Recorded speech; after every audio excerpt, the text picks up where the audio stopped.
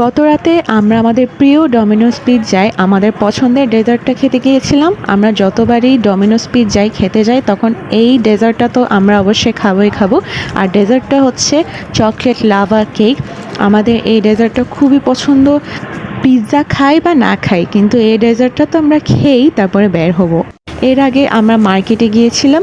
মার্কেটে তেমন বেশি মানুষ নাই, মানে আছে, তেমন হালকাও না আবার তেমন ভারীও না, কিন্তু ঈদের কেনাকাটা তো অলরেডি অনেকে শুরুই করে দিয়েছে। হ্যালো গাইস, কেমন আছেন সবাই? গত রাতের ইফতারিতে আমাদের ইফতারে ছিল মজার মেজবানি মাংস। এই মেজবানি মাংসর সাথে তো আমাদের ওই ইউজুয়াল নাগেট আর ডালপুরি আর বাকি কিছু তো আছেই, কিন্তু এটা হচ্ছে এবারের স্টার। বিফের সাথে পরোটা খেতে তো আলাদাই মজা। এই কম্বিনেশনটাকে কেউই টক্কর দিতে পারবে না।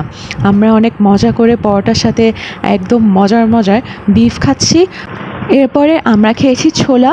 ইফতারে যদি ছোলা না থাকে তাহলে ইফতারটা ইফতার মনে হয় না, তাই আমাদের এই ছোলার সাথে পেঁয়াজু, বেগুনি আর নাগেট, ডালপুরি, মাশাল্লাহ যাই আছে তা খাচ্ছি। এরপরে আমরা চলে গেলাম শপিং করতে। শপিংয়ে অনেকগুলো শপই খালি ছিল, কারণ আমরা ইফতারি করার সাথে সাথে বের হয়ে গিয়েছি। ইউজুয়ালি রাতের 8টা-9টার দিকে ভিড় বেশি থাকে। এরপরে আমরা আমাদের সেই ভলক্যানো চকলেট লাভা কেকটা খেতে গিয়েছি। এটা হচ্ছে লিটারেলি চকলেটের সাগর, মানে খেলেই মনে হয় যে চকলেটের সাগরে আমরা ডুবে যাচ্ছি আর ওখানে আমরা খেলছি। এত বেশি মজা, আর এত হেভি ইফতারি করার পর তো এরকম ডেজার্ট তো লাগবেই।